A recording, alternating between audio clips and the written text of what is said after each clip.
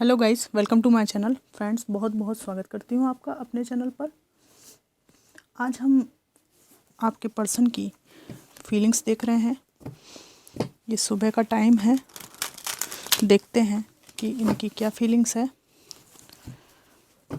Current feelings निकाल रहे हैं। जनरल टाइमलेस रीडिंग है, कलेक्टिव रीडिंग है। जो रेजोनेट करे उसको लीजिए, बाकी को आप दूसरे व्यूअर्स के लिए छोड़ सकते हैं। Divine ancestor master, spirit guide, गुरुदेव जी, मैसेजेस को निकालने में प्लीज़ मेरी हेल्प कीजिए। प्लीज़ मुझे गाइड कीजिए। Thank you, thank you, thank you.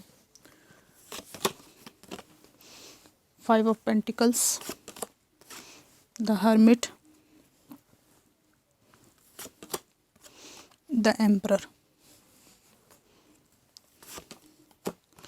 2 of pentacles,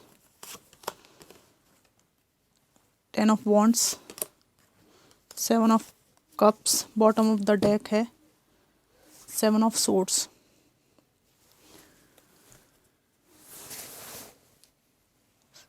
ये व्यक्ति बहुत ज़्यादा परेशान लग रहे हैं मुझे यहाँ पर।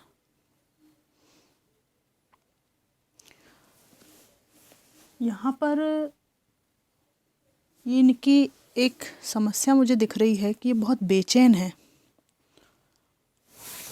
ओके, यहाँ पर ये एक चीटिंग, धोखा, बेईमानी, कपट, छल, ये कार्ड आया है।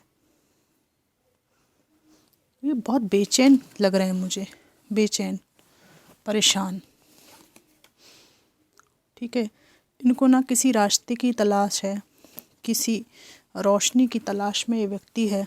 कोई रास्ता इनको दिखाई नहीं दे रहा है। और इनका पास्ट बहुत ज़्यादा ऐसा रहा है कि बहुत दबदबे वाले इंसान रहे हैं ये, सबको डोमिनेट करके रखने वाले इंसान रहे हैं ये। और अभी इनको किसी ने जेब खाली कर दी, ऐसा दिखाई देता है। चांसेस है कि पास्ट में ये अपने लक्ष्य से भटक गए थे। ठीक है, एक लक्ष्य ये था आपके प्रति प्यार और आपके प्रति कमिटमेंट इनको करना था। ये इनका लक्ष्य था और इससे ये भटक गए थे बिना सोचे समझे। ये किसी और दिशा में चले गए थे। इनकी लाइफ में किसी थर्ड पार्टी का रोल भी मुझे यहाँ पे दिख रहा है, जिसके कारण इन्होंने आपसे वॉक अवे किया था। देखिए, मैंने बोला थर्ड पार्टी और तुरंत ही हाथ में कार्ड आ गया। ये डेक के बीच में से कार्ड मैंने पिक किया है। ये थर्ड पार्टी की बातों में आकर इन्होंने किया है। थर्ड पार्टी इनके जीवन में किसी भी फॉर्म में हो सकती है। किसी के लिए फैमिली हो सकती है, किसी के लिए एक्चुअल में एक पर्सन दिखाई दे रहे हैं। थर्ड पार्टी की उस टाइम पे ये इतनी ज़्यादा चमक दमक में थे कि ये उनकी असलियत देखना ही नहीं चाहते थे। जैसा वे कहते गए वैसा ये करते गए, वैसा वे मानते गए। उनकी बातों का सिर आंखों पर रखते रहे और उनकी बातों में आकर इन्होंने आपके साथ रिश्ते को डैमेज कर दिया और इन्हें पता ही नहीं चला कि कब ये रिश्ता बर्बाद हो गया। अपनी किस्मत का दरवाज़ा इन्होंने खुद से बंद कर लिया। इनको कुछ भी उस टाइम पे पता नहीं चला कि समय कितना आगे निकल जा रहा है। समय की वैल्यू भी पता नहीं चली। आपके साथ रिश्ते की क्या वैल्यू है, कमिटमेंट की क्या वैल्यू है, वो भी पता नहीं चली। थर्ड पार्टी की इनसे गुपचुप गेम खेलने की भी वाइब्स मुझे दिख रही हैं। सीक्रेटिवली ये बहुत सारे ऐसी स्थितियों का निर्माण करती रहीं या करते रहे जिन्होंने आप दोनों के बीच में दरारें पैदा कर दी, ब्लॉकेजेस पैदा कर दिए और आपका जो सपनों का घर बनाने का सपना था वो टूट गया।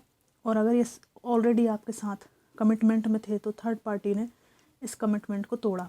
एक्चुअली थर्ड पार्टी जितनी जिम्मेदार है इस परिस्थिति के लिए, आपके पर्सन भी उतने ही जिम्मेदार हैं। ठीक है, इन्होंने उस वक्त नहीं समझा कि ये जो कर रहे हैं बाद में उसके लिए इनको ये जिम्मेदार माना जाएगा और खूब अच्छे से इनकी जेब खाली की गई है वहाँ पर। ठीक है, आपको कुछ नहीं देना चाहते थे पर वहाँ खूब लुटाई हुई है इनकी। धन जो है खूब लूटा गया इनसे। थर्ड पार्टी की बातों में आकर इन्होंने रिश्ता डैमेज कर लिया उस टाइम पे। और अब इनके मन में ये अंतर आया है कि ये अब थर्ड पार्टी के इरादे और उनका जो नेचर है उनको समझने लगे हैं, चीज़ों को बारीकी से उन्होंने देखा है और इनको अब लग रहा है कि अरे मैंने तो अपने पैरों पे कुल्हाड़ी मार ली। और ये जो असलियत देखकर इनके पैरों के नीचे से ज़मीन खिसक गई है। अब ये अकेले रहने का सोचते हैं, अकेले में समय बिताते हैं और जब से चीज़ों को इन्होंने समझा है तब से सभी से अपने को थोड़ा थोड़ा दूर करके रखते हैं, तन्हाई में जीने की कोशिश करते हैं। सबके बीच में रहकर भी इनका मन अकेला रहता है। इनके मन में ये चल रहा है कि इनका जो दिल का जो सुकून खो गया है, जो बेचैनी का जो समाधान था, वो उस कमिटमेंट में था जो इन्होंने आपके साथ फील किया था या जिया था या जीने की ख्वाहिश की थी। ये बात इनको समझ में आ रही है। रिश्ते में कई चीज़ें ये डिस्कस करके सुधारना चाहते हैं, पर ये जगल करते हैं दो स्थितियों में, क्या करूं क्या ना करूं, कंफ्यूज हैं ये। वहीं इनके ऊपर ये पास्ट में मल्टीपल रिलेशनशिप वाले भी हो सकते हैं, कई तरह की लाइफ में इनके पास अपॉर्चुनिटीज़ हो सकती हैं, तो लोगों को जरा में छोड़ के दूसरे ऑप्शन को तलाश लेना एक सहज काम था इनके लिए। इनके ऊपर बहुत रिस्पॉन्सिबिलिटी है, बोझ है, बहुत परेशान हैं जिम्मेदारियों को लेकर और अब ये सोच रहे हैं कि रिश्ते में कई चीज़ें डिस्कस करनी थी, सुधारा जा सकता था, तो क्यों ना रिश्ते में चीज़ों को डिस्कस करके कुछ सुधार लिया जाए। तो ये आने का भी सोच रहे हैं। ये उस मुकाम पर पहुंच गए हैं कि आपसे दूर जाने पर पछता रहे हैं, बल्कि बहुत सारे पहलू इनको डिवाइन द्वारा भी दिखाए गए हैं, बहुत सारी सच्चाइयाँ दिखाई गई हैं।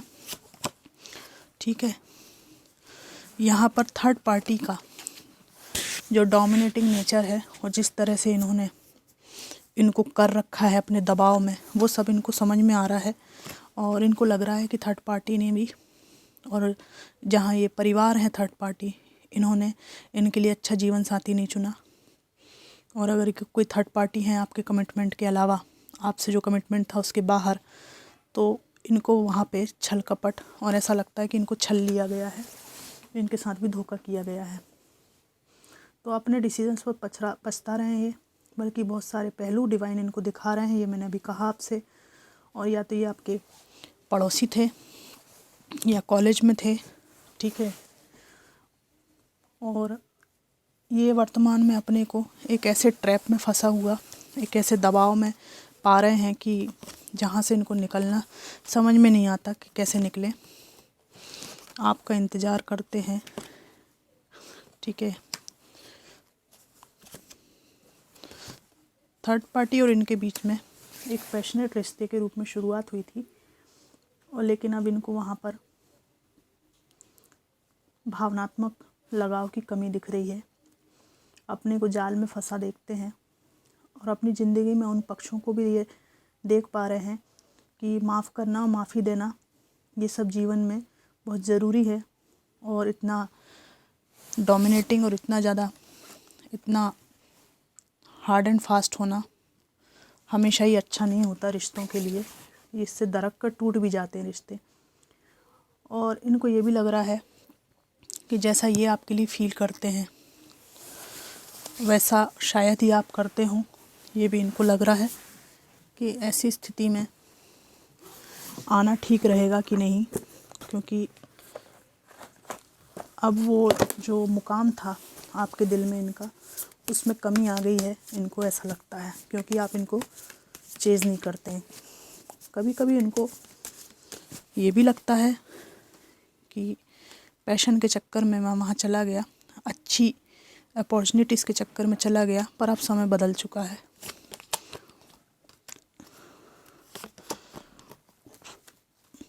इनको वो क्षण याद आता है जब इन्होंने अपनी मूर्खताओं के कारण, अपने बचपने के कारण आपकी पुकार को, आपके दिल की पीड़ा को नहीं समझा। ठीक है, उस टाइम पे नहीं समझा, लेकिन अब इनको समझ में आ गया है कि आपने लाइफ में मूव ऑन कर लिया है। काफ़ी पुकारने के बाद आपका मन टूट गया और अब आप इनको नहीं बुलाना चाहते। काफ़ी अपमान आपने झेला इस व्यक्ति से। और कभी कभी इनको लगता है कि काश कि आप लोगों की मुलाकात नहीं हुई होती तो शायद इनके द्वारा आपको इतने दुख नहीं मिलते। ये आपसे बहुत अटैच हैं और ईश्वर की आराधना करते हैं, उनसे प्रार्थना करते हैं, हमेशा प्रेयर करते रहते हैं कि काश कि आपसे कहीं मुलाकात हो। और कुछ लोगों के पर्सन मुझे यहाँ पे ऐसे दिखते हैं जिनका जीना हराम हो गया है दुखों के कारण, और ये आपसे कमिटमेंट में थे, वो कमिटमेंट टूटा है, डिवोर्स हुआ है, तो इनके मन में ऐसा ख्याल आता है कि शादी करना चाहिए आपसे, भले ही दोबारा क्यों ना करनी पड़े। और यहाँ पर इनको बिल्कुल ज़िंदगी में बिल्कुल भी अच्छा नहीं लग रहा है। एक्चुअली ये जो है ना, इन्हें ज़िंदगी में कुछ नया चाहिए था, मज़ा चाहिए था, ठीक है ना। अब इनको ज़िंदगी में वो मज़ा नहीं आ रहा है, ठीक है ना। जिस मज़े के लिए इन्होंने ज़िंदगी में बहुत अपने आप को बहुत कुछ समझा कि नहीं और बेहतरीन और बेहतरीन बेहतरीन कर कर के इनकी स्थिति बहुत बेहतरीन चल रही है आजकल। आप समझ रहे हैं ना किन मायनों में बेहतरीन, फंस गए हैं बिल्कुल, ठीक है। न केवल कोई रास्ता समझ में नहीं आता, कोई जीवन में उत्साह उमंग नहीं है, और फिर जो है सो भी नहीं पाते चैन से। अथक परिश्रम मेहनत करने के बाद भी ज़िंदगी जो है वो नहीं दे रही है जितना ये एफ़र्ट डालते हैं। इन्हें ऐसा लगता है कि कोई जादू हो जाए, कोई चमत्कार हो जाए, ठीक है, और डिवाइन इनकी सुन ले अच्छी तरीके से, तो कितना अच्छा रहे लाइफ में। और इनकी ये भी ऐसी मंशा है कि आप पहले की तरह इनको जज ना करें। पहले की तरह इन द सेंस कि जब ये थर्ड पार्टी में गए तो आपकी नज़र से बिल्कुल गिर गए ना, तो ये नहीं चाहते कि आप उनको जज करें। तो ये ऐसी अनरियलिस्टिक आपसे उम्मीदें पालते हैं क्योंकि आपने इनको बहुत सिर पे चढ़ा के रखा था, ठीक है। कुछ मैसेजेस निकालूंगी मैं। बेचैन बहुत हैं ये व्यक्ति। I still love you and I can't stop thinking about you. मुझे माफ़ कर दो। कैसे करते हैं माफ़? ज़िंदगी के सफ़र में मुकर जाते हैं जो मुकाम वो फिर नहीं आते। गाने को आप सुन लीजिएगा, हो सकता है इसमें और भी मैसेजेस हों आपके लिए।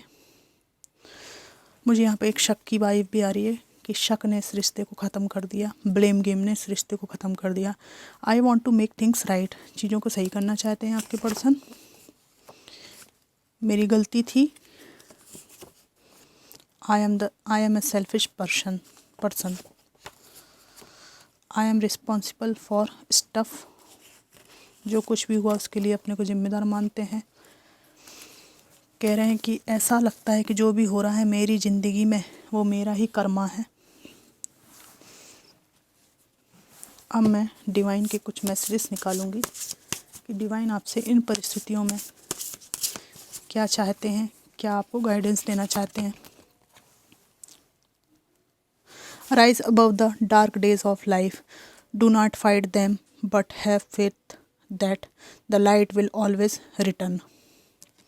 देखिए, आपके जीवन का जो डार्क फेस था उससे आपको ऊपर उठना है, और आपको जो गलत लोगों ने जो भी गलत किया आपके साथ उसमें नहीं उलझना है, और आपको ईश्वर पर भरोसा करते हुए आगे बढ़ना है।